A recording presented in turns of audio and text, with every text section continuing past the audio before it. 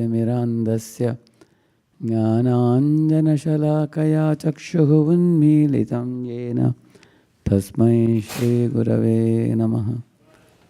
श्रीचैतन्यमनोभीष्टं स्थापितं येन भूतले स्वयं रूपः कदा मह्यं ददाति स्वपदान्तिकं।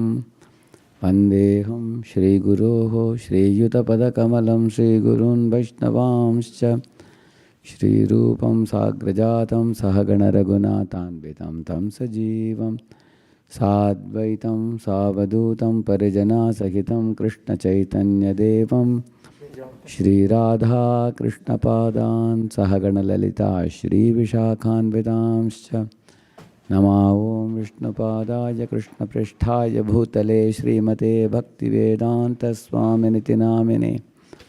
नमस्ते सारस्वते देवे गौरवाणी प्रचारिणे निर्विशेषशून्यवादी पाश्चात्यदेशतारिणे। नमो महावदन्याय कृष्णप्रेमप्रदायते कृष्णाय कृष्णचैतन्यनाम्ने गौरत्विषे नमः। वाञ्छाकल्पतरुभ्यश्च कृपासिन्धुभ्य एव च पतितानां पावनेभ्यो वैष्णवेभ्यो नमो नमः। जय श्री कृष्ण चैतन्य प्रभु नित्यानंद श्री अद्वैत गदाधर श्रीवासादि गौर भक्तवृंद। हरे Krishna Krishna Krishna Hare Hare Hare Ram Ram Ram Hare Hare.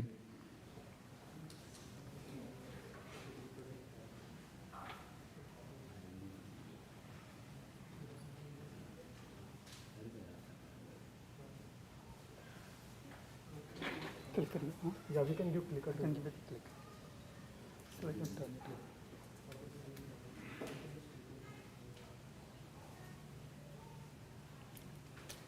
It's working.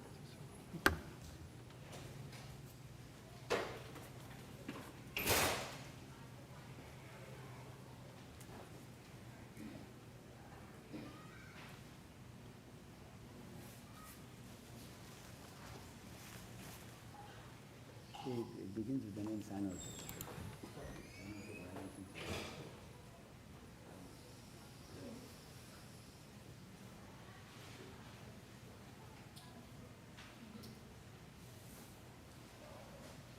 Copy. Serve the balancing studies. Yeah. That's all. Yeah, this one.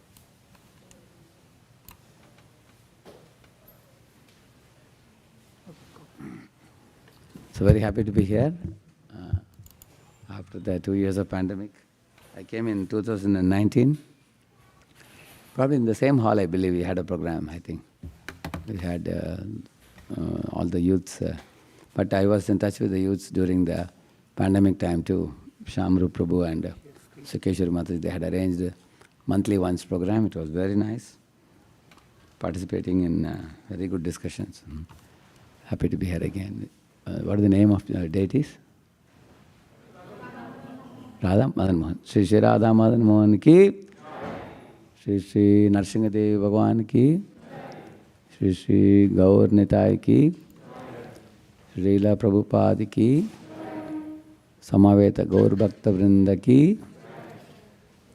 Bottom one goes to the next slide. Especially when the children come to the teenage, when you start going to the school and your study load increases, then naturally you face one challenge, which is balancing between your study and school study and your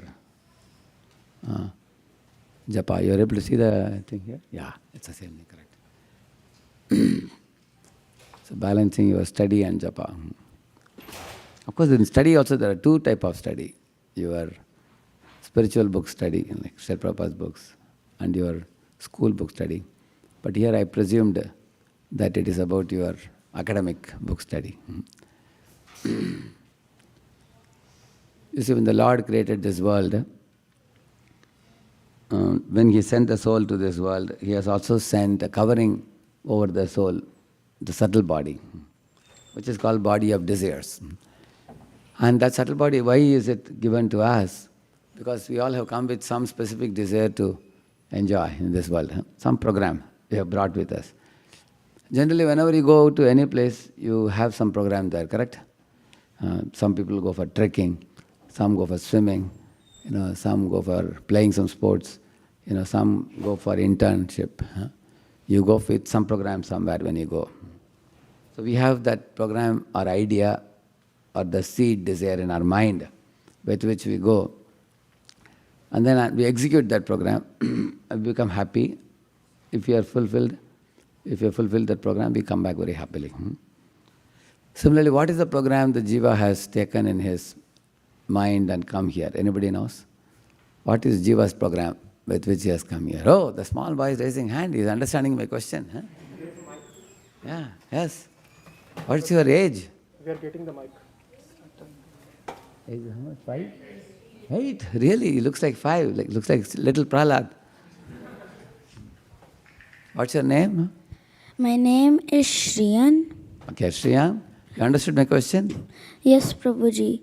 So, the Jiva's program to come here is because first of all, he wants to do some bhakti to at least please Krishna, if not go back home, back to Godhead, at least to please Krishna. And then step number 2 is to go back home, back to Godhead, or if Krishna desires, he stay in this world and preach. My Lord.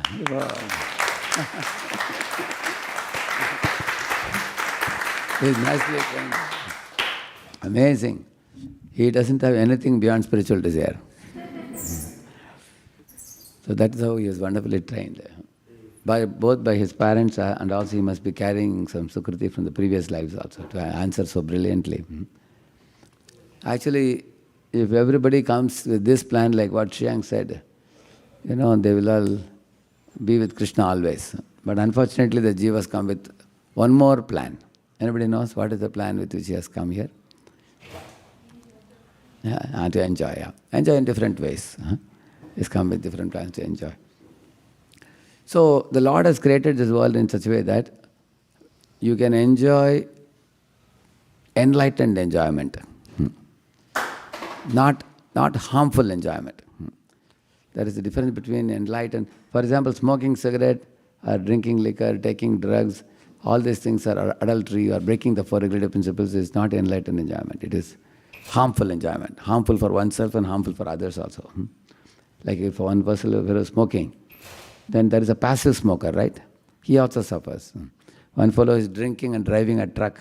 He knocks down many cars. So he makes others also suffer.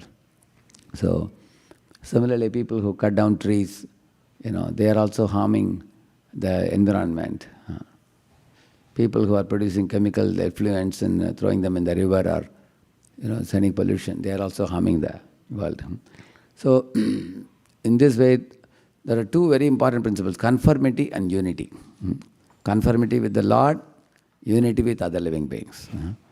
If these 2 principles are followed, then this world can be a happy world and one's life can be fulfilling. So Lord knows very well that the living beings have come here with a desire to enjoy. So Lord has given us a program for how to enjoy in an enlightened way and not in a harmful way. He has given us a program, which is called as, you can repeat after me, sanctioned, sanctified, and regulated.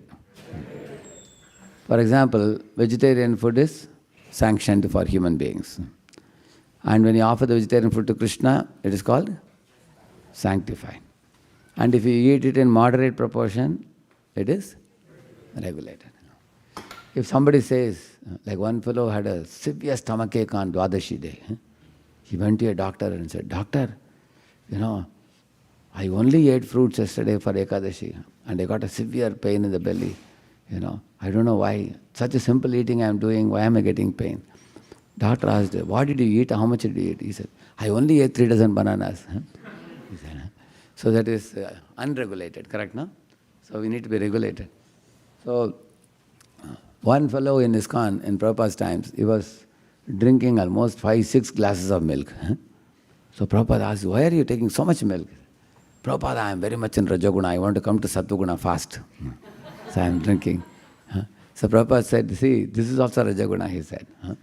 If you drink too much milk or too much ghee, that will also cause Rajoguna. It's exactly like somebody going to a doctor and saying, an obese man went to doctor. You know, obese?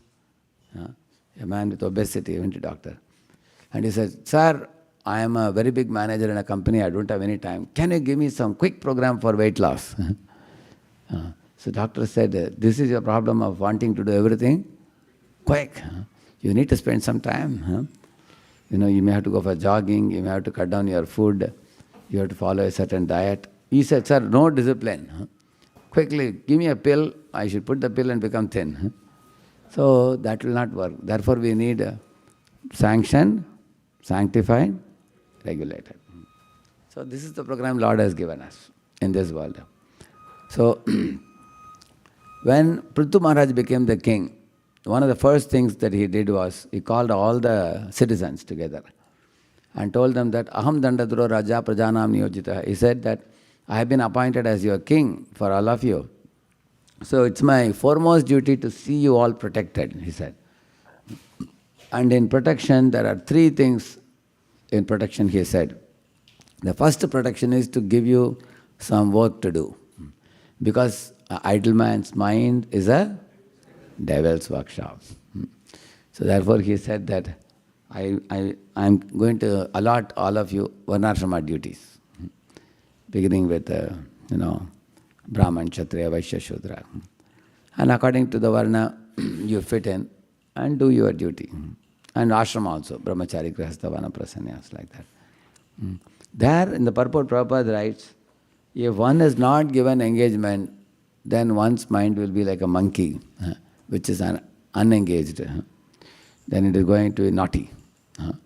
But as soon as you give somebody a suitable engagement fitting his psychophysical nature, immediately you will see that they get set in that work and then they'll become busy. Like many of you children here, you are all students in the school.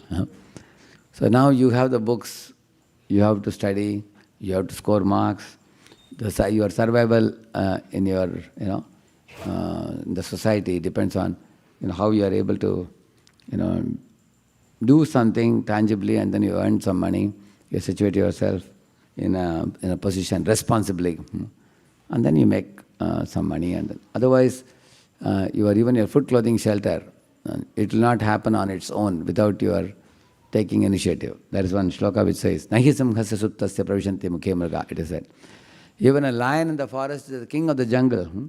He cannot be lying down hoping that some deer will come and go into my mouth.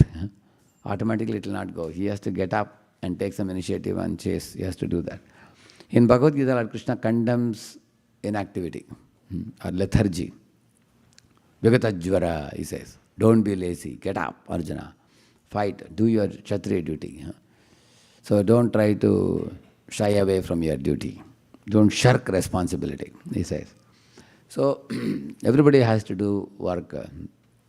At the same time, working and making money is not all. According to Varnashrama, you find out what is your psychophysical nature. Your Varna can be easily known from the 4 Varnas Krishna gives. Tata, you remember, T-A-T-A. Teachers, administrators, traders, artisans. So every one of us have our buddhi aligned with one of these 4. Like those who are, why am I telling you, many of your children may be in crossroads eventually, in 10th standard or 12th standard, then you may want to know what field you should take, what profession you should go for. It will become very clear for you when you know these 4. Like the first one is the teachers or Brahmanas. Brahmanas are compared to head of the social body. If you take this, the head you see, they can give vision to the society. They can give advice to the people. They can smell the grievances of the people. Just like if something is going on in kitchen, it's burning. Immediately some people have a long nose, they will say, halwa is burning.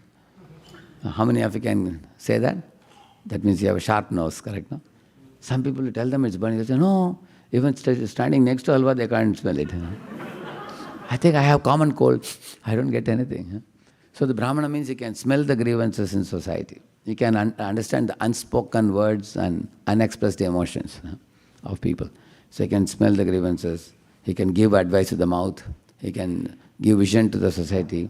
He's a good listener. He's empathic listener. Like that. So, and he's a brain for the society. So all these 5 things I told you are within the head. Therefore, head is compared to Brahmana. Correct? No? So who all come in Brahmana? Prabhupada says the philosophers, scientists, poets, and those who have aesthetic appeal, those who are creative, innovative, R&D. So that's Brahminical intelligence. Then the second category is administrators, means you send a group of children anywhere. Like once in our school days, our teacher gave us 4 mango trees and made 4 groups of us and said, I want you all to gather the mangoes. Each of the tree had hundreds of mangoes actually, huge trees with a lot of mangoes. She said, in a given time, in half an hour time, let us see how many mangoes you gather and bring. So she gave us baskets. So each mango tree had 20 boys. So, and she was just sitting behind in a chair and watching. Some fellow sat down under the tree and said, anyway, we don't have to do anything, others will do. They were like that. There were others, immediately they made a pyramid and tried to climb. It was difficult. They couldn't do it, they got down. And one fellow was suggesting you climb like this. And he engaged the climbers in climbing job. And he had engaged the others in taking the basket and, collecting the mangoes and washing the mangoes, counting mangoes. So the teacher was later on telling that those fellows who are organizing the activity, coordinating the activity, they are Kshatriyas. They like to lead and organize people, plan, organize, coordinate, monitor, control. Then you do those activities. And similarly, the Vaishyas means there were others who were counting the mangoes again and again. How many is there? Vaishyas like to count. What do they count? They like to count. How much profits are made, how much losses. As they would like to say. And Shudras means they like to work based on guidance given by someone, by any of the previous 3 people. In Hindi we call it Jo Bola So Karo. Whatever they are told, they will do. But you tell them to think, oh sorry, I cannot think. They will just do. But they are hardworking, they can do. So, in this way, the 4 categories of people Krishna has made, Chaturanya, Maya Srishtam, Gunakarma Vivakasha. So now, all of you eventually will come to know what suits you very well as you grow. So, when you go to school and do the academic subjects, many people ask, is this what we are supposed to do? The Gurukula days, they were taught Vedic knowledge. I generally tell the students that the modern day society has become much different than the previous Vedic day society. And we are not living in villages now anymore. We are not in a joint family. We are not going to Gurukula at the age of 5. Many things have changed. So, because the world has become so changed, if you are living in city, okay, then you go to the school, do your studies, earn a degree, have a job. And in that one should find out what kind of studies and job will help me in my Krishna consciousness also. Now comes the real point. So, Lord says to Arjuna, please all of you repeat this verse. Tasmat sarveshu kaleshu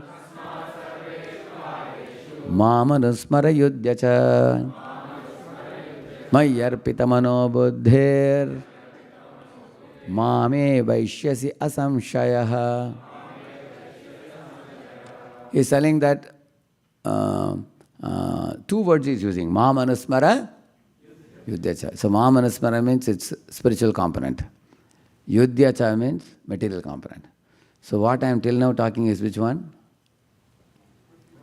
Material component, Yudhyacha. Arjuna Kshatriya, so he should fight. All of his students, so he should study. So that is a material component. And spiritual component is Mahamanusmara. So this Mahamanusmara is a vertical component. And Yudhyacha is a horizontal component. So you can remember, horizontal means like a duck. Vertical is like a swan. So swan flies up and duck just keeps going around, buck, buck, buck, buck, making sound. It doesn't go up. So if you do only material duties, we will remain in the material world only. Again, you will be reborn and you will take many, many bodies. But if you do spiritual duty, you will go up. But the problem is, we are not only spirit, we are a combination of spirit and matter. We are spirit souls, but currently in a material body. So what will happen if you don't do material duty at all? what will happen? Can you only do spiritual duties? Like what our Shriyang said. Shriyang was he gave an answer like Prahlad Maharaj.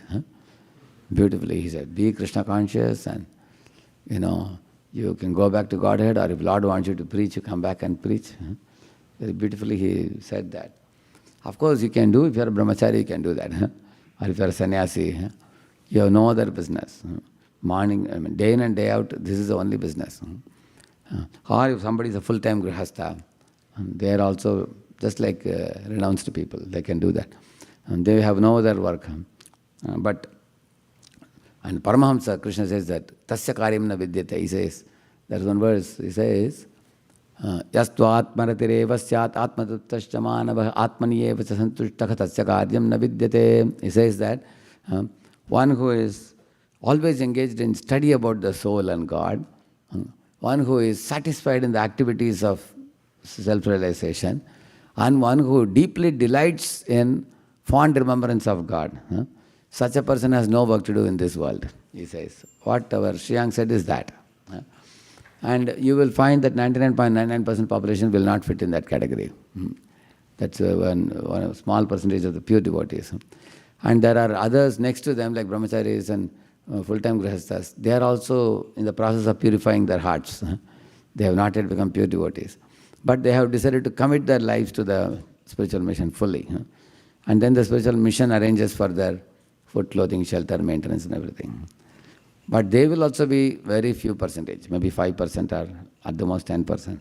Then what about the rest of the 90% people? Those who are congregation devotees living away from the temple also, they have to actually maintain themselves and maintain their family. So therefore some kind of duty has to be done. So many devotees are now coming up with various ideas on how devotees can do activity service. But all that will come to you after you complete your studies to some level. Then you can do those things. There are some devotees who are starting Govinda's hotels in many places now. And they are running it. Through that they are preaching also, getting addresses of people, and they are promoting kirtans. They are also promoting Prabhupada books. Things like that they are doing, many things they are doing. So some people are making a farm community and retreat center. Through that they are also managing their life. So there are more than 100 ways we can say how a Krishna devotees, even in Grihastha ashrama, can do a lifestyle aligned with Krishna. But before that you should come to some kind of educational status in society. Therefore you all are going to school now. You have to do up to 10th grade, then 12th grade, at least be a graduate. Then you can think aloud in your life what you want to do with your life and what kind of, how you want to keep yourself close to Krishna's lotus feet. So at the same time, as I told you, horizontal duty is material duty and the vertical duty is spiritual. And spiritual duty, what is the foremost in spiritual duty? Who can say? The foremost activity in spiritual duty amongst all the duties. Yeah, correct. Chanting of the holy name. Bhajanera madhya sreshta navavidha bhakti Krishna prema Krishna dite dhare mahashakti Tara madhye sarva sreshta nama sankirtan Niraparada nama loyale pave premadan. And then one more verse also. Krishna prema vina avyartha daridra jivan Das kori vetan more deya premadan. I'll tell you the meaning of this. He says, amongst the Navavidha Bhakti, amongst all types of Bhakti, Navavidha Bhakti is best, he's saying. In Navavidha Bhakti, what is best, he says? Kirtanam, the chanting of the holy name. He says, that is best, he says. And then he says, such a chanting of the holy name should be done in a helpless mood, inoffensive mood, in a desperate mood it should be done. Calling out the Lord, please accept me, like a child calling for the mother. That type of consciousness is required. Then only chanting will purify our heart. And that is a upward vector. Actually, the more we get purified, Aparadhanam, Namabhas, Shuddhanam, we will chant and go back to Godhead. So one should learn smartly how to balance these two, horizontal duty and vertical duty. And some people become like a pendulum swing. They become too much spiritually oriented. and they don't do the material duty, then parents become very worried. They are not studying. Parents say that you always run to the temple, you are always doing kirtan and learning instruments and everything. When are you going to study? Other parents, they tell the children, why don't you wear tilak, why don't you come to temple, why don't you become serious in devotional service? Because children tend to take extremes. Oftentimes keeping balance becomes difficult. So, like I remember we used to bring this wheat or rice from the market, we used to bring a sack for many months. So we used to put the sack in the bicycle. And I used to drive the bicycle. Sometimes the sack, one side, the more rice will go to one side. Then the cycle will go like this. It will topple. Then what do? Then you stop the cycle, put the stand, and then put equal amount of rice this side, that side, and balance it properly. Then after some distance, again this side it will go. You've seen that, no? Then again you do the same. So we all need to balance. Actually, it's not that today I'm telling you, you balanced and that's it. It's not going to be like this sitting table. It's not very easy thing. The balance means, imagine if you put this here, this will always keep waving. So one has to know the balance. And if any of you have done this, you hold a stick like this in the hand, that requires. You keep moving. Why do you move like this? Because you have to hold it, correct, no? So in the same manner, don't think that balance is something where you can just, it's like a knob. You turned it and now it's balanced now. It's not going to be like that. Just like a cycle, if you are holding a steering, if you are holding the handle of a cycle, you constantly change hundreds of vectors to keep it straight. So in the same manner, this also, balance also, we have to be ready for it. So we have to be alert. Those who are conscious, those who are awake, those who are intelligent, those who are in sattva guna, you can get steadiness. Rajoguna means, you make a plan and you fail in the plan. Tamaguna means you never make a plan, no question of failing only. You don't make only. How will you fail? You don't make a plan only in Tamaguna. You don't think, you don't plan. Rajoguna means you make a plan but you can't stick to it. Like that monkey, a monkey said, I am going to do Nirjal Ekadashi. And all the other monkeys heard it. See, whenever you want to do such good things, never tell anybody. It will be a problem. Because all other monkeys said, really? You will do Nirjal? Not even Sajal? Not even with juice? He said, no, nothing. Not even a drop. I have become a serious devotee, he said. Then some mischievous monkey came to him and said, see, Dwadashi day, generally people are very weak. Likely that you can't pluck the fruits. Okay, I'll pluck the fruits and give. He plucked the fruits and gave. And then again he came and said, you see, cutting the fruits requires some effort. You may not be able to bite the fruits. So he cut the fruits and kept. And then again he came and said, maybe you may not be even able to lift the fruits, he said. Then he put the fruits here. Both places he kept it like this. And then when Ekadashi day came, do you think he could follow Nirjal? How can you have fruits and up and down and you can follow Nirjal? He couldn't. So in this way the determination of the monkey was finished.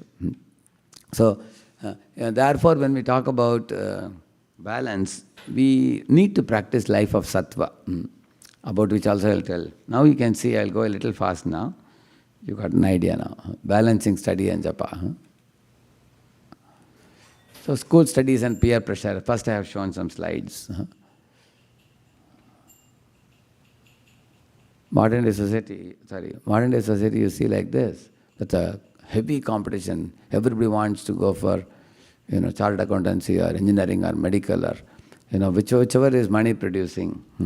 People want to go for that. Even chemical engineers go to IT companies. In California, you all know that. I used to wonder, what will I do with the computer and chemical? You are not going to pour any chemical in that. But people know that, IT brings money. So everybody feels that we got to get better grades and I have to improve myself and all that. So modern day society is becoming more and more fast-paced. It creates stress in the minds. Many times people fear, will I be able to catch up with this type of stressful situation? Actually, in those days what happened was, in the villages, I remember when I was a very small kid, people mostly don't go out of their village. They will live in their own village. A village may have 1,000, 2,000 people, and very happy life. So live in a joint family. You don't connect. You visit occasionally to other places. So within a village, they were all like one big families. Each village, like just like ISKCON communities now, like that. But the man started having increased transport. Started going to other villages, other towns, other cities, and abroad, all over the world now. So now they call it as a global village now. That's 8 billion population, and competition has become international now.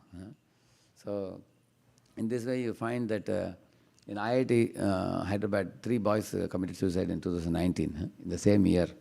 Basically due to academic pressure, not able to tolerate. Even the leaders of the country are also thinking about how to reduce the pressure. India, they are changing the whole, revamping the whole educational system now in India. Prime Minister is coming up with new ideas now. So Prime Minister has even encouraged homeschooling. You can join in NIOS and study and so many things because the pressure is becoming too much. See, 3 symptoms of a burnout, like you get exhausted with studies, or you develop a phobia for studies. Sometimes you find you keep away from people, you keep away from studies. Like here he's even afraid of a phone call. Tuition teacher is calling, "Hey, when are you coming?" And the third one is somebody feels incompetent in some subject. They can feel also. So then they eventually get, they study, work hard, they're unable to make it, they get bored because they don't have a correct picture of life. See, sometimes you're healthy, sometimes you're sick, sometimes you get a A grade, somebody may get a F grade. So, Krishna says in Gita that we should learn to tolerate this duality. These are called dualities. Success, correct? Opposite of success is failure. Sometimes A grade, F grade. Krishna says such things will happen, he says. So, here I am going to tell you 6 attitudes here. It's called escape formula. If you understand this, you will be able to tolerate the dualities which will come in our life. Duality means Shita, Ushna, Sukha, Dukkha, Mana, Apamana. Shita, Ushna is in which one? Body, mind or ego? Which one? Shita, Ushna is body. And Sukha, Dukkha is? Mind. And Mana, Apamana? Yeah? Ego, yeah, correct. So these are totally 6 dualities Krishna talks about in Gita. Jidatmana prashantatma paramatma samahitaka shitoshna sukha dukkeshu tata mana apamanayo.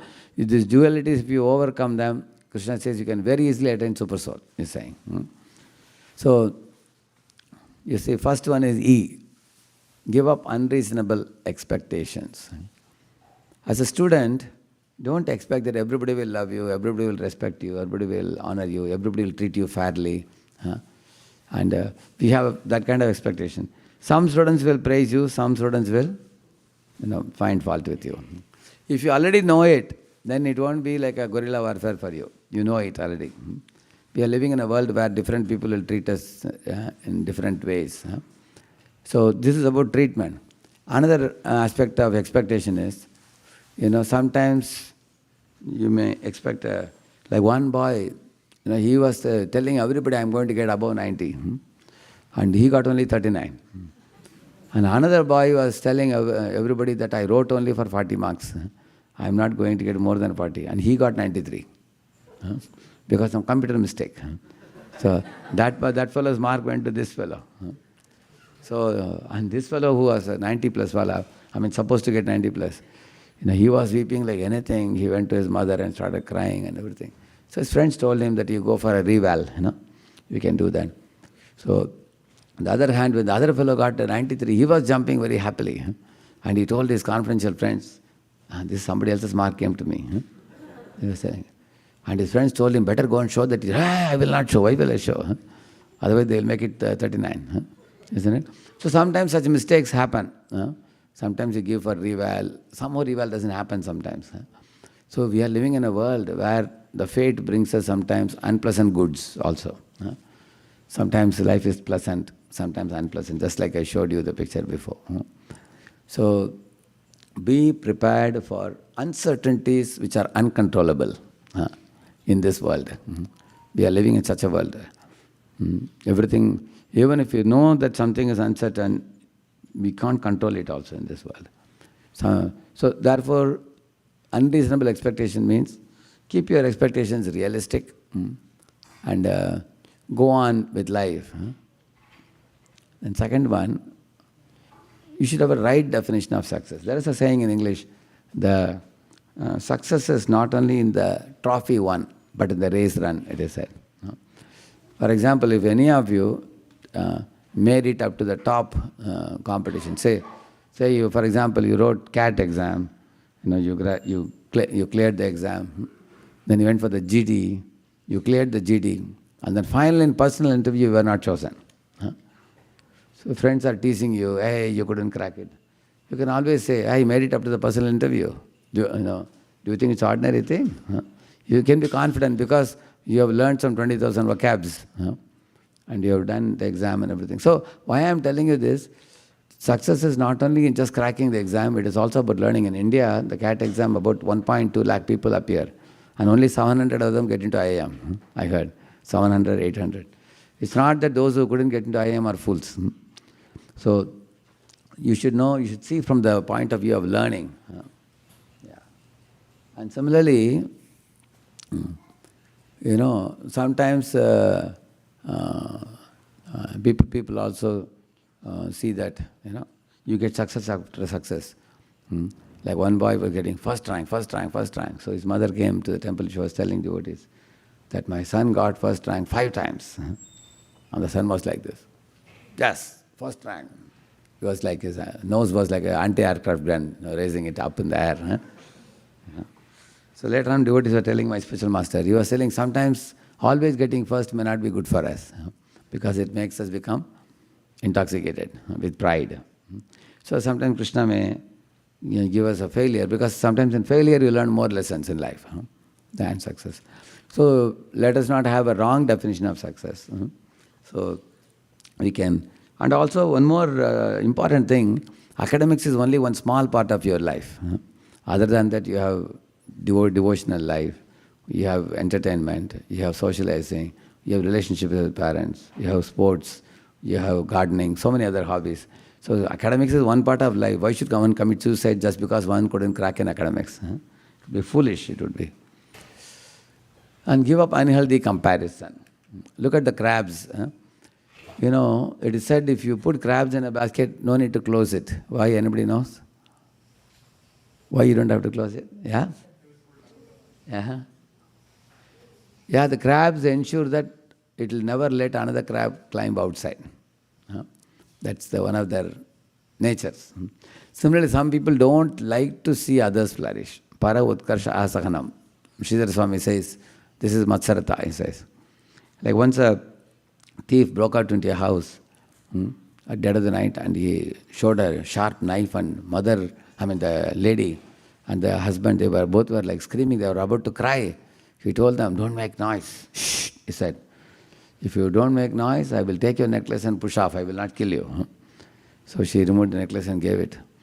And the thief said, if you loudly make a sound, I'll come back and stab you, he said. They became frightened. They said, we won't do that. So when he was about to leave, the lady said, oh thief, please make a note. The neighborhood lady, she also purchased the same necklace like me. We both went to shop and purchased same type necklace. You please take that also, she said. Why she thought like that? She thought that if I am not wearing, she is wearing, people will say that you lost it and she is wearing it. So people sometimes make such unhealthy comparisons, you see. So, comparison is not bad. Unhealthy comparison is bad. Can anybody say what is healthy comparison? Any of you? Yeah. Oh, you already answered. You answered already. Yeah, let us hear from her. Give the mic to her.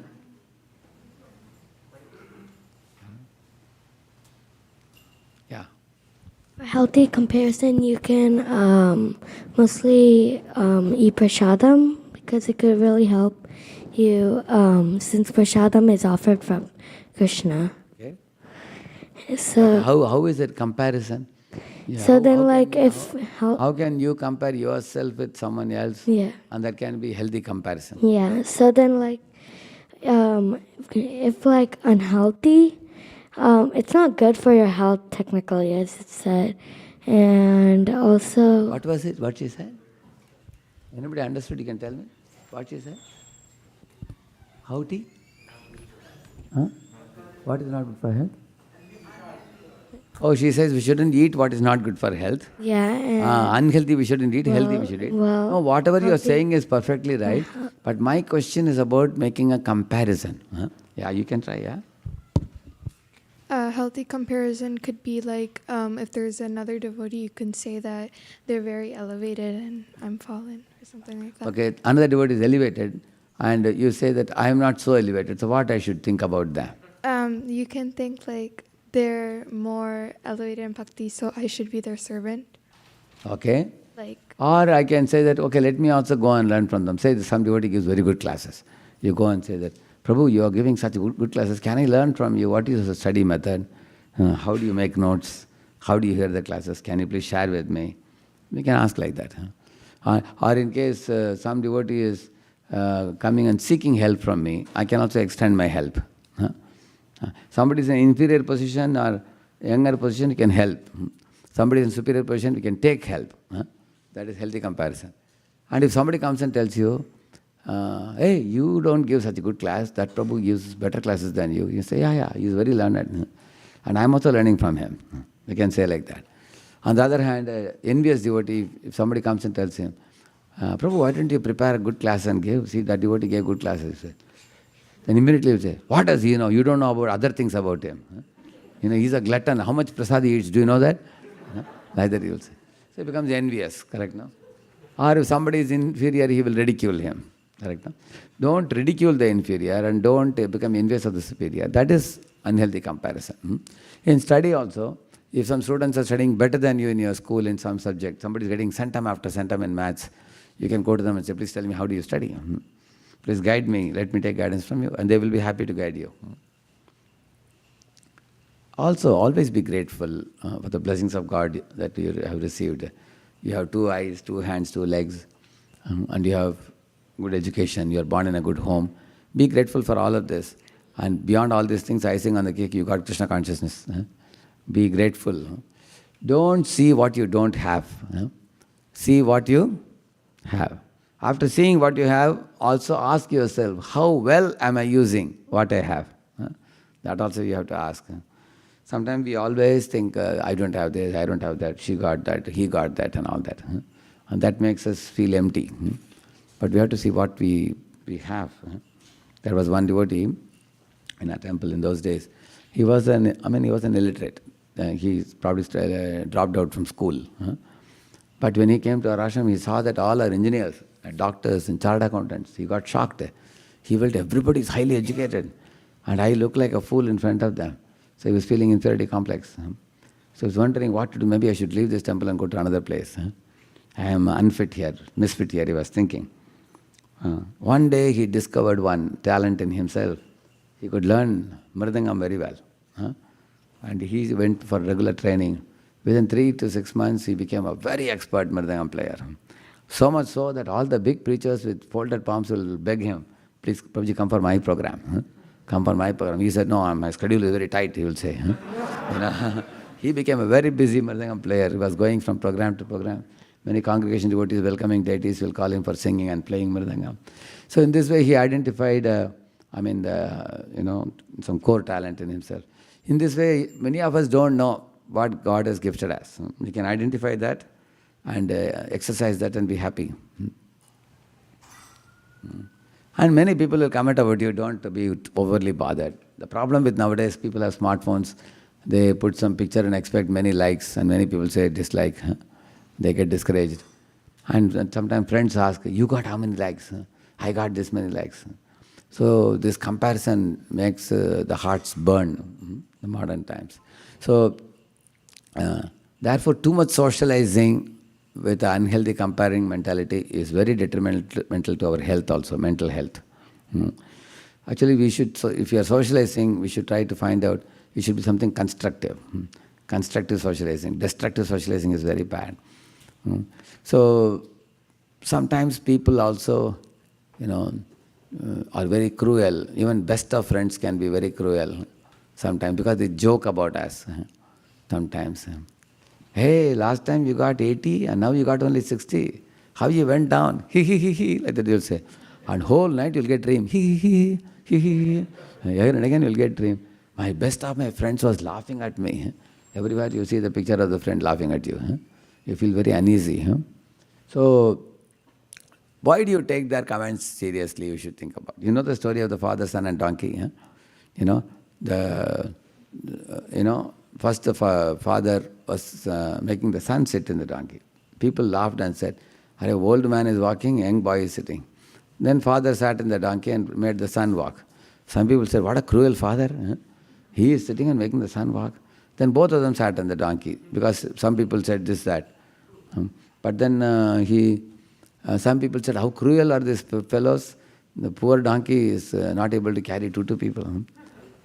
Then they lifted the donkey on their shoulder, both of them, father and son. Some people laughed and said, "Arey, they purchased a donkey for load carrying and they both are lifting it on the shoulder. What muffs they are, how full they are." Then they got confused what to do now. So a bridge came, they threw the donkey over the bridge from there. So the people in the world are always going to pass such comments.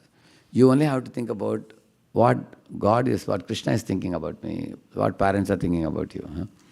So think about that. Don't get, because most people don't know about you. You know about yourself, your parents know you. And Krishna ultimately knows about everyone completely. Try to become recognized by Him. And if you are going to socialize with people in an unhealthy way, you are inviting trouble for yourself.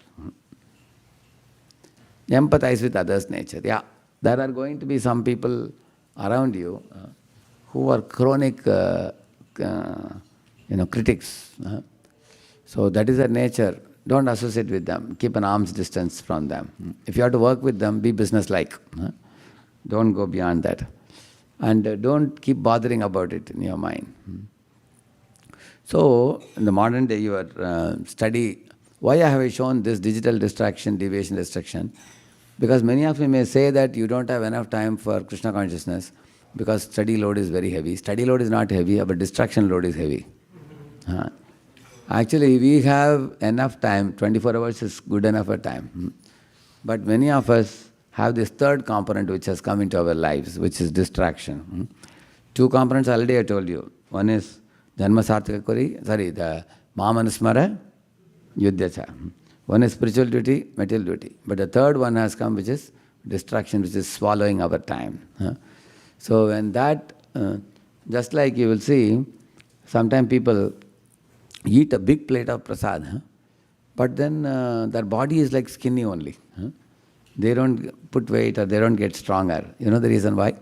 Because the worms are eating the food. Then the doctors will do some, this thing, and then they'll take out a long worm from the belly, like that. Similarly, the worm in our life is, which is that worm? Which is sucking our time? Distractions, yeah. So, see that fellow's hands are tied, you saw that? This one, in the picture here only. You saw that? It's tied up, tied by the... Therefore, recently His Holiness Kadamakanan Maharaj, in one lecture he said, ask yourself whether your fingers are fingering the japa beads or they are fingering the digital media. Ask yourself how much time your fingers are touching the gadgets and how much are they touching the beads. Make a comparison. So then he was telling, this is like 99 versus 1. Some or other people, 16 rounds over, they just hang it on the... Now I'm liberated from the bead bag. Now all day I can be with my, swapping that smartphone. They are enjoying. In the train you go, flight you go, everybody is always, their eyes are glued to it. They just can't take it. Therefore he was telling that we need a digital detox. That was a lecture he gave. So, please read it, one of you. Please read it.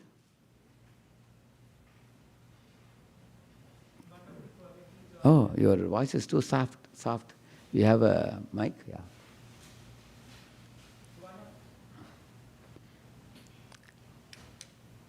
Other one.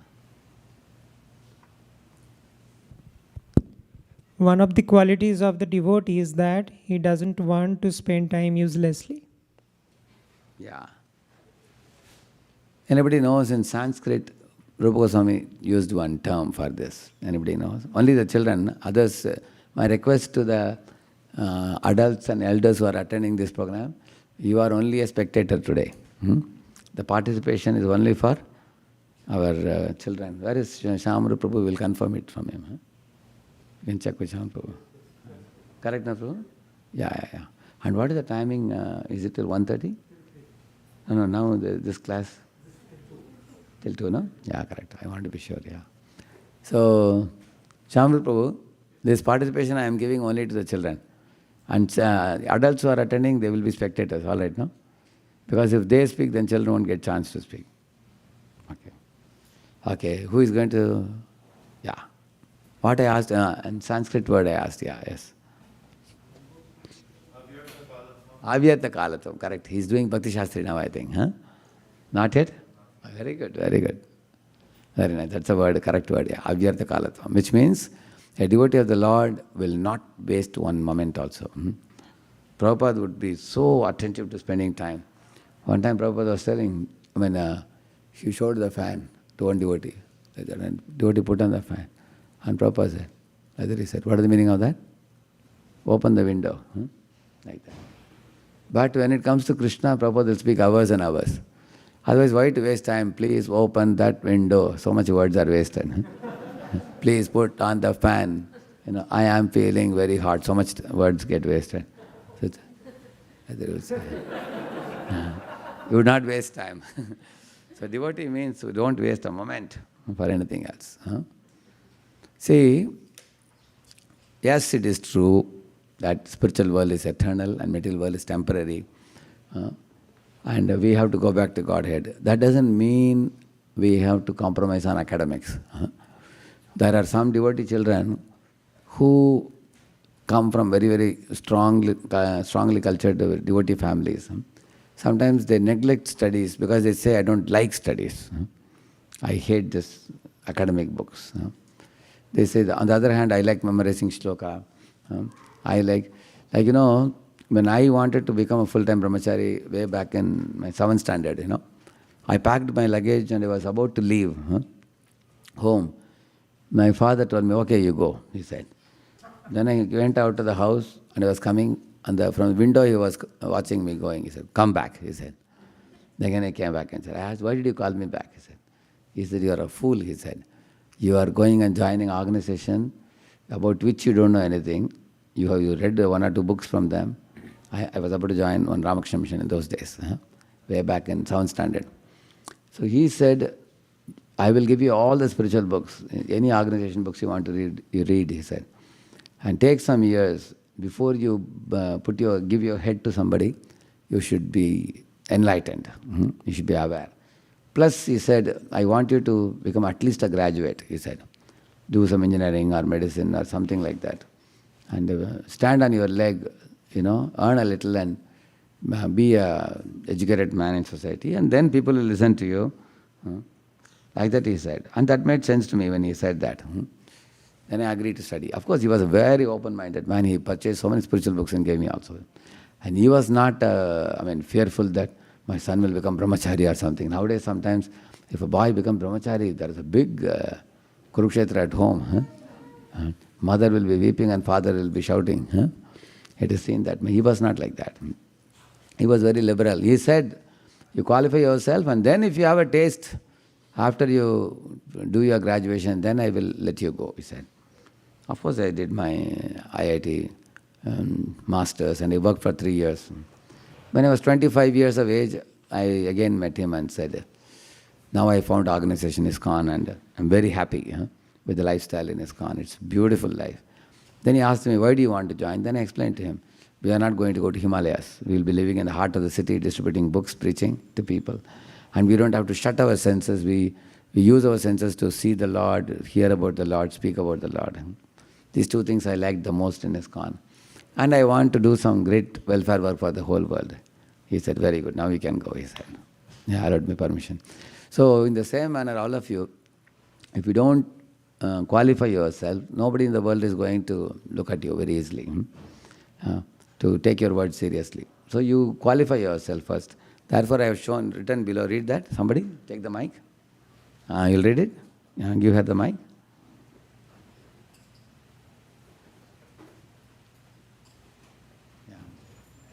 We can't run away from material duties, though material world is temporary. Correct. Yes, material world is temporary, but our material body is also temporary.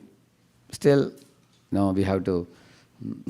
Krishna says that Sharira yatra pachite na prasiddheta karmana. He says that we have to do work because this body has to be maintained. And what is this body for? Shariram kalu dharma sadhanam. It's the dharma sadhana. This body is an instrument for doing dharma. With this body only I perform puja. With this body only I chant the holy name. With this body I dance. With this body I perform devotional service. So this point is especially for those of you who feel that I hate my school studies. For them this slide is important. Please read it, yeah? Yeah, please read it. When you take a position, you have to accept responsibilities. Yeah. Here is a teacher. She has taken the position of a teacher, so she is taking responsibility to teach the children. Similarly, you all are students. You have to take responsibility for studying, giving the exam. But not only you should take responsibility, you should take responsibility along with being cheerful also. Because sometimes children like to play or like to study. Tell me? Yeah, they like to play more, correct, no? But when parents tell them to study, they come and say, okay, I'll sit and study. They become very morose. They aren't very happy. Actually, you should be cheerful in doing your responsibility because that is the best thing to do for you. Do your studies, do your Krishna consciousness, keep it balanced. Like I remember when small children, when they get up in the morning, they don't like to go for bathing. You've seen that small kids, when mother takes them to kitchen and takes them to bathroom and puts lukewarm water and bathes them and brings them. But after dressing and decorating them, they'll be smiling. So many times our duties are laborious, but after having done the duty, we feel joyful. Chanting also is like that. When you have to, while starting chanting, oh, I have to chant. But after finishing chanting, you get the sense of accomplishment and joy. Yes, today's chanting I have done today. Like that. Study also is like that, you should do it. Yeah. These are spiritual duties I have mentioned here. Till now I told you about academic, now I am telling about spiritual. Yajnanam japa yajñosmi, Krishna says in Bhagavad Gita. Amongst all type of sacrifices, I am the chanting japa, he says. Also we have to cultivate the knowledge for strengthening. If you chant japa, you get determination. If you study Bhagavad Gita, you get discrimination, to know the right from the wrong. Yeah. And associating with saintly people, coming to the temple and hearing the classes, it can cleanse our mind also. All these are cleansing process. We become strong in our understanding. Yeah. In this way we can gradually come back to Godhead. Okay. Till now anybody has any questions? Or it's clear to you? Or somebody can stand up and tell the summary for everybody, what main points you have grasped today in the first point, yeah? Any of you would like to come here and speak a few minutes and tell the summary of what you heard? And the first point was about what? I spoke about two things. Yeah. Anybody would like to do? Any of you? Any boy, any girl? Any of you? Want to give a try? Or two of you can share also. You can come here. One is ready already. You can come and stand here. Rian, no? What is his name? Yeah, Rian can stand here, and one more we will take. Anybody else would like to also speak? Two of you can share the summary up till now what you heard. Anybody else? Nobody? Okay. Yeah, please come here. Whatever point Rian misses, you will speak. And whatever you miss, he will speak. Give them the two mics, please. Give them the mic. Rian, take it.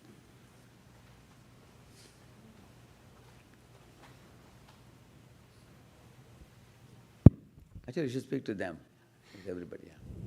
So what I learned is that we need to do our material duties even though it is temporary and to please Krishna, just as Krishna says in Bhagavad Gita. And also I learned that we need to do both material duties and spiritual duties. We need to balance both of them so that even though the material world is temporary, if we do material duties, we can maintain our body. And if we don't have our body, how can we preach? We can't preach with our soul because nobody can see us with our soul.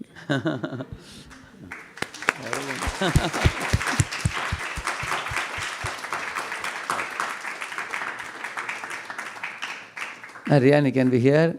After he speaks, if you want to add, you can add later. Huh?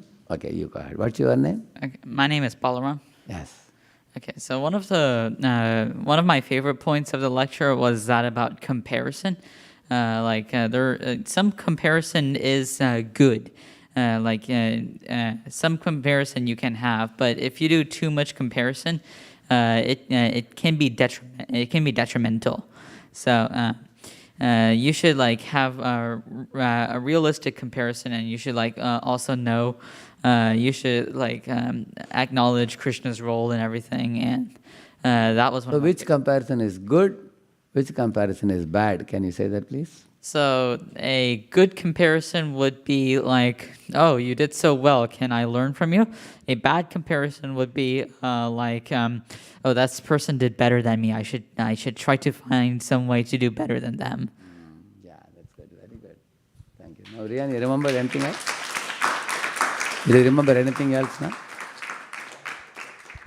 I also want to add about the comparison that if we compare good, also there's some levels of good, like some levels of good are he did best, let me learn. The first level is oh, he did good, and just saying that and doing nothing, no action. The next one is saying oh, he did good and doing some action. And then the third one is saying, oh, he did very well, doing the action and thanking him for teaching us of what he learned. Okay, very good.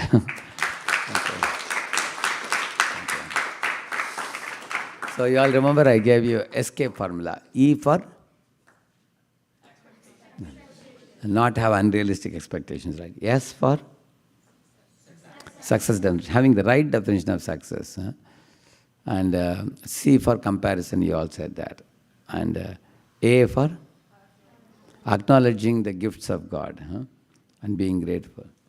And P for people, and people's comments, don't take it too seriously, I said. And E for ESCAP, huh? Yeah, empathize, yeah. Empathize with others' nature, and don't take it seriously, yeah. So not get bogged down by the society around you. Huh? Then in the beginning I spoke also about Varnashrama, what Lord Krishna has instituted in this world. Anybody remembers the two examples I gave for horizontal duty and vertical duty? Who remembers? He remembers. Anybody else? He remembers. I gave one example for each of them, horizontal duty and vertical duty. And she remembers. Amazing. Yeah, what's your name? Nayana? Nayana? Nayana Manjari? Yeah. What do you remember? Mike is coming to you.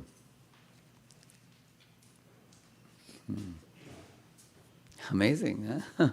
I remember that horizontal duty is a swan and vertical duty is a swan, and a horizontal duty is a dove. Ah, she remembered. Amazing.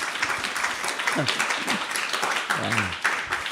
So, duck just keeps hovering on the ground level where the swan flies. Similarly, spiritual duty, if we do, it will take us back to Godhead. And horizontal duty will take care of our life in this material world for the material body. She remembered that, very good. So, which one should we do? Vertical or horizontal? You tell us. We have to do vertical. Oh, vertical. That means she is only spiritual minded. Completely. What did I say? Which one we should do, I said? Yes? We have to balance both. That is the answer, yeah, correct. We have to balance both. That was the talk. So in the beginning of the class, I was telling you that, 4 types of varna and ashrama, I was telling you. Brahman, Kshatriya, Vaishya, Shudra. And we all come with a program to this world. So we come with a program to enjoy in this world. So therefore, this Varnashrama is created by the Lord. Huh? Okay, you enjoy, but you enjoy in a way that I have allowed you to enjoy. Don't enjoy in a whimsical way, in a wrong way. Huh? Okay, who can tell me what is the way that Lord has allowed us to enjoy this world and then become a pure devotee eventually? For that I told some conditions, I said. Anybody remembers that? Again, Ryan only remembers. You are a part of this group? I want children to answer, I want them. Okay. Please give the mic to her. Yeah. But you are allowed to learn this, surely, no problem. Sanctioned, sanctified, and regulated. Very good. She wants to answer. Anybody remember the example that I gave for this? Sanctioned, sanctified, regulated? Yeah. Yes, yeah. I gave the example of prasadam I gave. Same manner, you can have example, like for example, somebody wants to marry. What is sanctioned means? One man can marry one woman. Yes, that allowance is given in the Shastra. But what is not sanctioned, a man, after accepting one woman in marriage, he should not try to trouble other men's wives, like what Ravana did. That is not sanctioned. Okay, now after marrying this woman, how can you sanctify that marriage? Anybody knows? Now you sanctioned way you are married properly. But after marriage, how does the marriage become a sanctified marriage? Anybody knows? How can marriage become sanctified? Only Ryan knows, even though he is, how old are you? 7? 8, yeah. Okay, Ryan, you can tell. How can a marriage become sanctified marriage? Sriranga? Sriyang, okay, Sriyang, yeah. So, marriage can become sanctified when you take care of your wife properly. When you take care of your wife properly, and first of all, do not trouble others' wives. Yeah, that's all. Of course, that's a righteous life. That is a sanctioned life. That also comes in sanctioned there. Who can say how it is sanctified? How to make the marriage divine? Yeah. Give the mic to her. Yeah. It could be when the couple advance in Krishna consciousness with Exactly. When husband and wife become devotees, they will make the Lord with arati, they chant japa, they also give charity of, wealth for Lord's service, they cook bhoga and offer to Lord and distribute prasadam, they distribute Prabhupada's books. Then that family becomes sanctified. So sanctioned and sanctified. So, and when is a family regulated? For example, every family needs money. But if the family goes headlong in making money is honey, like that, and they forget Krishna consciousness, then it's what family? Unregulated family. But regulated family means they balance family duty, professional duty, devotional duty, they balance well. That's regulated family. One more example I'll ask you about land. What is sanctioned and what is not sanctioned? Who can say? And you can also tell example for somebody who took unsanctioned land. Anybody can say, yeah? Yeah, give the mic to him.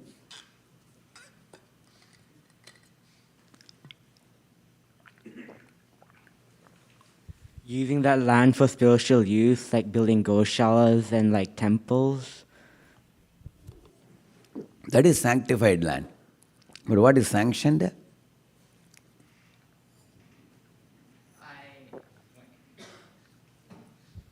I would assume sanctioned land would be that which is developed, which is not a complete jungle or a desert. So you can take anywhere, you can take it. For example, America, some place you go and mark it and take it in your name, you can take it. Is it sanctioned for you? So sanctioned means what you have legally earned. Correct, no? That is a sanctioned land. Correct, no? Either your father had it in his name and then it came in inheritance, or you earned money and you purchased it. Correct, no? Then it is sanctioned for you. Duryodhana, did he accept sanctioned land or unsanctioned he accepted? He wanted to usurp the Pandavas' property. Alexander, what he did? He went all over the world and wanted to usurp. Correct, no? Land everywhere. that is unsanctioned. Sanctioned means God has given everybody a portion to live in that place. And sanctified is what he said. Huh? What he said is sanctified. You can build a temple, Goshala, you can engage in Lord's service. Correct, no? Yeah. And now when is it regulated, somebody becomes greedy to purchase more and more land. They work hard. Like the Tolstoy told a story of a boy who went to a landlord and wanted a piece of land. The landlord said, see, as long as you can see, he said, this entire land up to the horizon is mine, he said.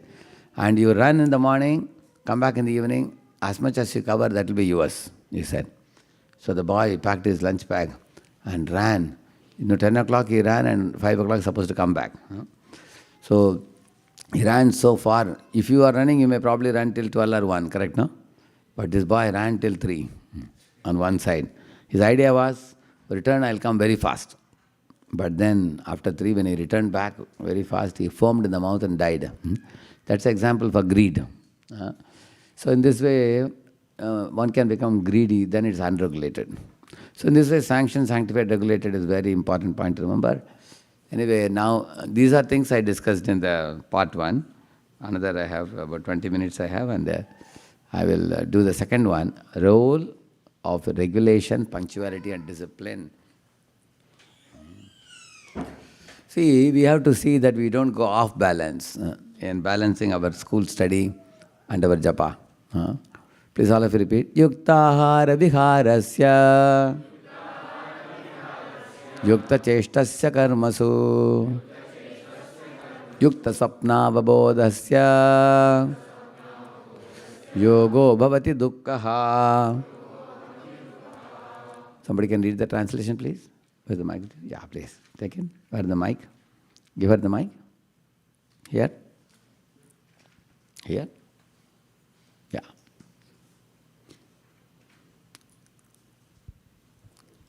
He is who Ananya. who is What's her name? Yeah? Vraja. Vraja, yeah. He she is is, who- what is her name? Naina. Nayana, okay. Nayana Manjari, and you are? Vraja.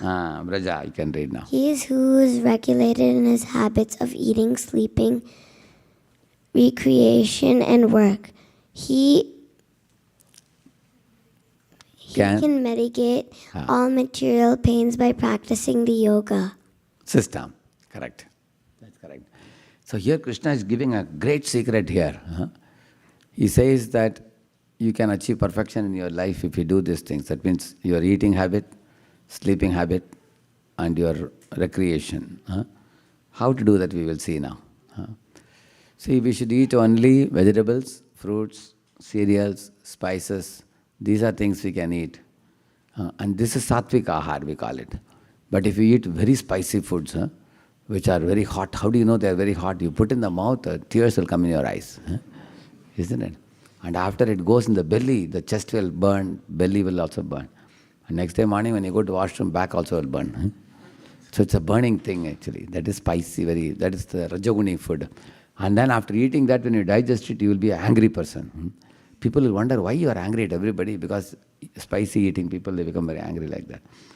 Then eating stale foods, putrid foods kept for a long time, they are all, so they're, like for example, many people keep the foods, because in America many go for jobs, husband, wife, both are going for job. Then they make the food and keep it in the fridge, and then they take it out and put it in the microwave oven and then just, heat it like this and take it. Actually, Prabhupada said the rice should never be heated. It turns into poison, actually. It will become food poisoning if we heat the rice. But we can heat dal and sabji. Sometimes if you want to heat a little bit. Rice should not be heated. So, and also, if you go to the Google search, you will find out microwave oven does not heat at all. Microwave, it creates vibrations. By hitting, like if you do the hand like this, what is produced? Do you know that? What is produced by that aberration? Heat is produced. And that is how it cooks. So our doctors say that it doesn't, the food doesn't digest properly if somebody cooks microwave oven. I heard in America you have gas also, I think, gas pipes, correct? No? You have, no? That is, the fire is that, with that one should cook. Actually, ideally speaking, if you can cook in the morning, take breakfast, and also cook lunch also. Like in the temple we make light breakfast like upma kind of thing. I don't know, upma, you all know here, upma? And chapati and sabji they make. So upma you eat in the morning, chapati sabji you pack and take it. Afternoon you can take it. Night when you come back there is a hot khichdi when you come back. That's most ideal. But some people are a little lazy to cook also. 2 times how can I cook? Like one boy was telling me, Prabhuji, I cook at night 9 o'clock and I finish it for dinner, next day morning also I eat it. Like that he said, it becomes easy for them. But actually speaking, fresh food is sattvic and food kept for a long time becomes tamasic. That will make us very dull in consciousness. So if you freshly cook and offer to Krishna and eat it hot, it's very good for you. We can try our best in our homes. So that is sattvic ahar. Ahar shuddhav, sattva shuddhi, sattva shuddhav, dhruva smriti, smriti lambe granthi nam vipramoksha. It is said that when you eat a shuddha ahar, it has got 3 components actually. One part though, we all know that it becomes stool and urine and goes out. Another part becomes blood. The third part is most important. It directly goes to brain and develops a certain type of consciousness. Those who eat fresh prasadam offered to Krishna, they'll be very alert in consciousness. And those who eat stale foods kept for a long time in the fridge and all that. Even some of the junk foods like bread and bun and things which you keep for many days and eat. So those are also tamoguni foods. Then what happens? Our alertness reduces. We may become drowsy in chanting, or we may not be able to grasp knowledge very alertly, very quickly. So the Rajasic food and Tamasic food is said to be producing violence and fear. Tamasic, like one day when I was a small kid, a pig came to our compound. We used to have 15 houses in a row. After that, there used to be a garden. So this pig came with a dozen piglets, and they were all running, making noise. They were going. So me and my friends took a stick and we chased after them. I ran and ran and ran and ran. This is called flight, we call it. They were fleeing. But they went to the garden, but beyond the garden, guess what? There was a door because there is no way out. It's a dead end. Then the pig understood there is no way to go and these guys are behind me. The pig took a U-turn and showed the teeth to us like that. Then we got frightened. Then we started running away. And the pig was chasing us. And we all ran to our respective homes after that. So now you saw the pig, earlier he was doing flight, now he was doing fight. It's called fight. Fight and flight, we say. So flight means fear, tamoguna. And fight means violence, rajoguna. And these two things enters meat products. When you cut a goat or a chicken, when you go to cut, the animal becomes extremely fearful in the beginning. It screams, don't kill me. But when the knife comes very near, like that it will show the teeth because it wants to violently attack the killer. Correct, no? So and then immediately a lot of adrenaline is secreted, adrenaline hormone, that pervades the whole body of the animal. When you eat it, then we also become products of violence and fear. Therefore, we should not eat, such, fish, meat or eggs. So Prabhupada says, based on Bhagavatam, it should be avoided, fish, meat or eggs. Yeah. Stick to sanctioned, sanctified, regulated eating habit also. Don't eat junk food. Don't eat too much food. Ideally speaking, how much we should eat? Only 50% of the belly. Another 25% for what? Another 20% for, so that the stomach can do this. It will get some space to digest. Some people eat full stomach. So much so that rice particle comes from the nose. So much head. Then how will the stomach movement will not happen? So don't overeat. Overeating is not good. So actually our prasadam is always very attractive.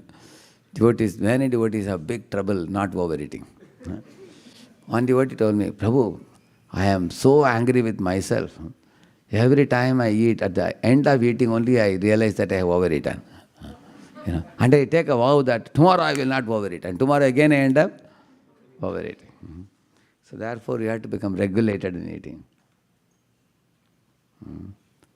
Actually, one more thing about eating is, too fine foods should not be eaten frequently. For example, what do you call it? Fried foods. Is fried sabji good or bad? You know that? There's a saying in English, throw away the frying pan. In America only they say that. Because if you eat fried foods often, you can have stomach problems in future. But we also make fried sabji in our temple. We make once in 2 weeks. We make. Occasionally it's all right, but not every day. It's not very good. Slowly people are becoming more and more conscious. And then regulate your recreation also. Pranayam calms the mind. Yogasanas calms the senses. So, and it removes the toxins in the body also. It keeps the spirit fresh and healthy. It's very good. One can do yogasanas like Surya Namaskar. All over the world, people are doing nowadays. Keep your body fit. Every day, even if you do 15 minutes as a regular practice, one can become very healthy. And then you can chanting and be very brisk. You can sit erect in a yogic posture and chant nicely. Sleeping also you should regulate. Actually, I have a video with me, 4-minute video, but I can't show it. It's in my computer. Maybe I will give it to Shamar Prabhu. He will share it with all of you. That video says why Apple CEO and very many top-notch CEOs get up at 4 a.m. in the morning. There is a very nice video on that. They say about early to sleep and early to rise makes you healthy, wealthy and wise. You see here specifically it says 9 to 12 p.m. if you sleep, it's equal to how much? Double the effect. But after 12 you see it's equal to 3 hours only.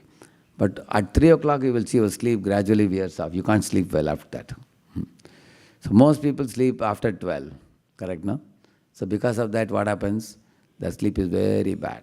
The sleep is spoiled. I mean, in daytime also they feel very drowsy. But those Hare Krishna devotees, many people sleep at 9:30, 10. They get up at 3:30. All day they can work. 18 hours they can serve without knocked off. Actually, there are many Krishna devotees who will never lie down in the daytime at all. They can all day render service. That's possible if you sleep properly. You see, you're all in America, that's a very great advantage for you. In India, many IT companies work between 5 o'clock in the evening up to midnight. Whereas here, 9 to 7, many people, work. It's very nice for you. You can cultivate the habit of sleeping early. If you sleep early, you can enjoy the golden hours of the morning, either chanting or reading Prabhupada books, hearing a lecture. You can do that. Regulate your habits by stopping unhealthy ones. Who can say what are the unhealthy and harmful habits? That skeleton is rotating, you see. Who can say what are they? Any of you? What are the unhealthy habits? Yeah, one? Okay, not chanting every day is unhealthy. Okay, very good. What else? Yes? Shriyang, yeah? Mike, where is the mic? Give the mic to you. Yeah. You all can say one, yeah. One unhealthy habit is to break the 4 regulative principles. Break the 4 regulative principles. That's the point. Okay. Some kids are online. How can I see them?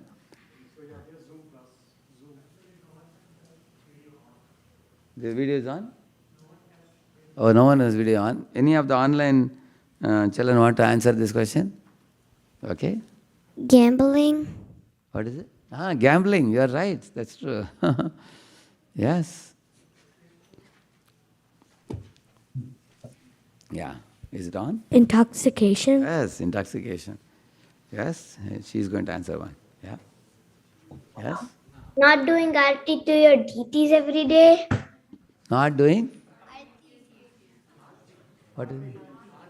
Not doing arti every day. Okay. Not doing arti to your deities every day. Okay, not doing arti. Becoming lazy to do arati every day. Okay, very good. And what was your point? Eating muscular, leaving men alone every single day. You give him the mic. Tell him the mic.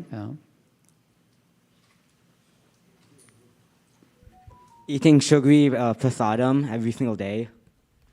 Eating all day. Okay.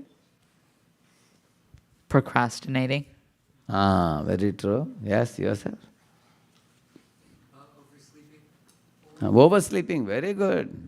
Very good. Oh, there are many hands up, yeah? Yes, yeah, go ahead. Give her the mic. One mic here, one mic there, yeah. Keep it on. Don't switch it off. Keep it on, yeah. Go ahead. There is one more mic here. You can take that.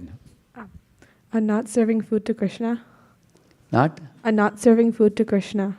Not serving, huh? Not offering. Oh, not offering prasad and eating before offering, hurriedly, especially sweet. Oh, I like sweet so much. And prasadam offering will take time, let me eat it now. That's not proper, yeah. Okay, then. Like, Too much sleep? no, too less, not too. Oh, too less sleep. I think that's very rare, I think. Of course. It happens with preachers and all late night, you know. Sometimes you sleep at 11 and get up at 4, which is not good. 6 hours you should get, surely. Okay? Now, yes, one. Give her.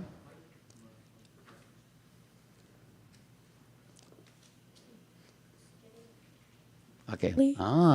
To be getting angry very easily, very good. One should give up that. Yes, yes. Shriyang, one more. Shriyang. To murder people uselessly. Who? To murder people uselessly. Yeah. One should murder people, yes. Okay. Eating too much junk food. Yeah? Eating too much junk food. Eating too much junk foods. Good point, very good, yes. Lust, anger, and greed. Becoming angry? Lust, anger, greed. Those are the three enemies. Thank you. Now here is the points you can see here. What happened to this? I am not able to change this. Now it's coming now. Yeah. Okay.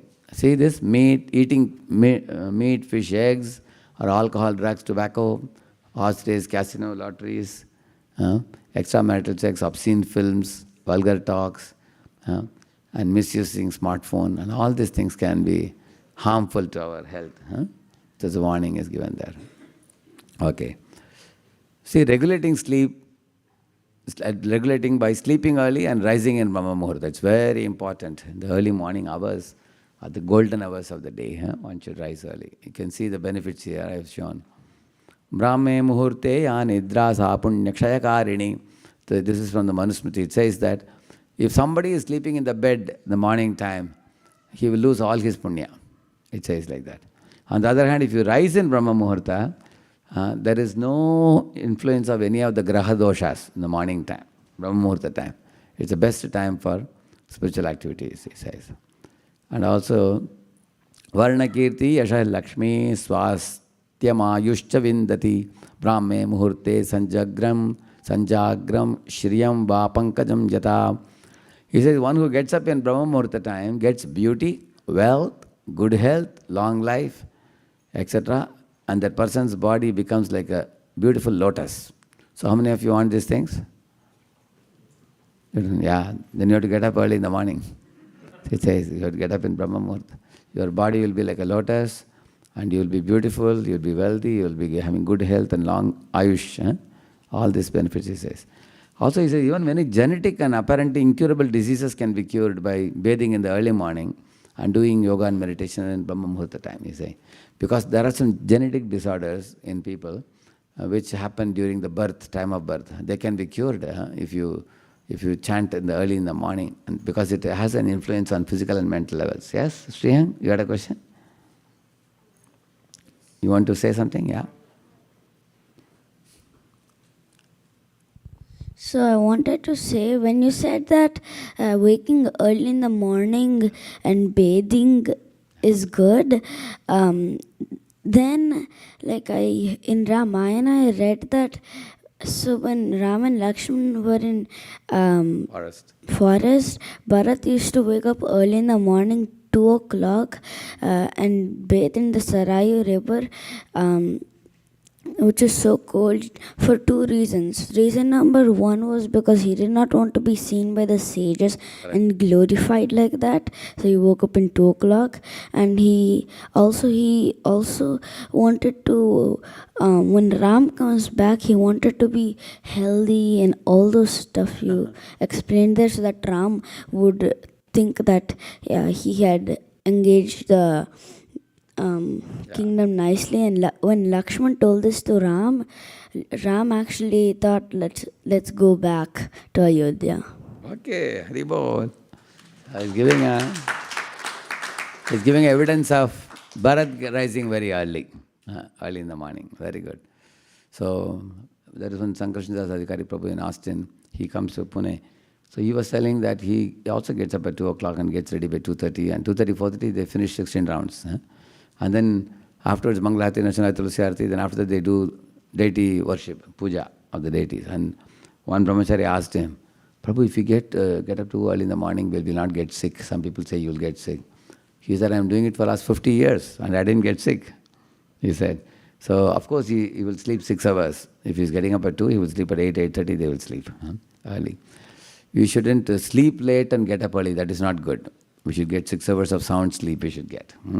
That's very important. So, and of course, we can increase Sattva-guna in the mind by studying books like Bhagavad Gita, Srimad Bhagavatam, which will enrich our intelligence and make us strong internally, and we can have discrimination to know what is right and what is wrong. So this is also a regulating relaxation. TV watching is not relaxation. Why? Because horror movies, if you see, night when you are sleeping, suddenly a skeleton will appear in the window, like that. You see that? So better don't see horror movies. And don't hear 120 decibel music like dum, dum, dum. It's like whole heart is also. You've heard the sound like that? It's not good because they say it disturbs the biological rhythm. And also, instead of watching baseball or cricket and TV, better you go out and play yourself. At least you will be healthy. Don't sit and keep on watching TV 6 hours, 8 hours, you will get obesity. You will become like this tomorrow. Yeah, isn't it?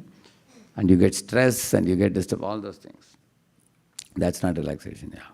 So our mission is to stop the cycle of birth and death and go back to Godhead, Prabhupada says. So 3 things are very important: regulation, punctuality, and discipline. Something about punctuality. See, miss the train, you see. As well, So we should be punctual. So what is punctuality? That means the habit of a human being in completing the tasks on time, he says. It's an etiquette that encourages us to complete our work in a timely fashion, you see. Prabhupada also spoke about punctuality. He says he was very vigilant about devotees attending Mangalarati. Prabhupada took attendance personally, whether devotees are coming. Prabhupada says, all over the world, devotees in ISKCON rise by, what time Prabhupada says in one purport? 4 a.m., Prabhupada says. That means that is his expectation. So he says, 1.5 hours before the sun rise, they rise. He says that punctuality is important. So and Prabhupada would go for a morning walk. And once when he returned back for darshan, he was waiting with all the devotees gathered around. And he looked, what is the time? And then Prabhupada, Akshayananda replied that it was 30 seconds after 7:30. Prabhupada shook his head and with a resigned look he said, it is very difficult to be a Brahmana. Just see, they are 30 seconds late, he said. Prabhupada was very strict. Darshan should open on time. You can't afford to be late. In Pune, our head pujari, one Rupa Goswami Prabhu, is very strict about opening darshan on time. One day the darshan was 1 minute late, so he fasted that day. He said, I won't take today because we were a little careless in opening the altar on time. So Prabhupada was very, very punctual. So why should we be so fanatically strict about punctuality? I'll show you. See here, we are going to meet friends, or you're paying debts, or going to temple, or reaching and leaving the place of business, keeping promises, or going to bed at night, going to lecture and meetings. In all these things, you may think it's trivial, but we will waste our time and others' time. When I was in my college days, one fellow came to give a seminar on time management. He himself came 5 minutes late. Everybody was very angry, wild. When he started the seminar, he said, you see, I came 5 minutes late. How many of you are wild on me? He asked. So we all raised the hand. We were 200 of us. So he said that 5 into 200 is how much? 1,000. So I wasted 1,000 minutes. Why? To teach all of you how important it is to be punctual. So this is also a part of the game, he was telling. It's a part of the seminar. I purposely came late in order to make you realize the importance of punctuality. So I'll stop here. I have to meet Vaisheshika Prabhu now in a few minutes. So there are a few slides on punctuality, 3-4 more slides I'll show you when I come back in the evening. Evening, what time is the seminar for them? 6 to 7. We have 1 more hour we have in the evening, okay? In that 1 hour, I will complete the second part, that 1 hour. Srila Prabhupada ki.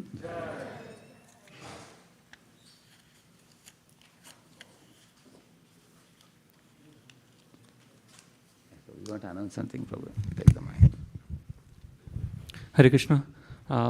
Thank you all for making your time. So in the evening again 6 to 7 there is a seminar right here. So please come, and thanks a lot to His Krishna Radheshyam Prabhu for making his valuable time.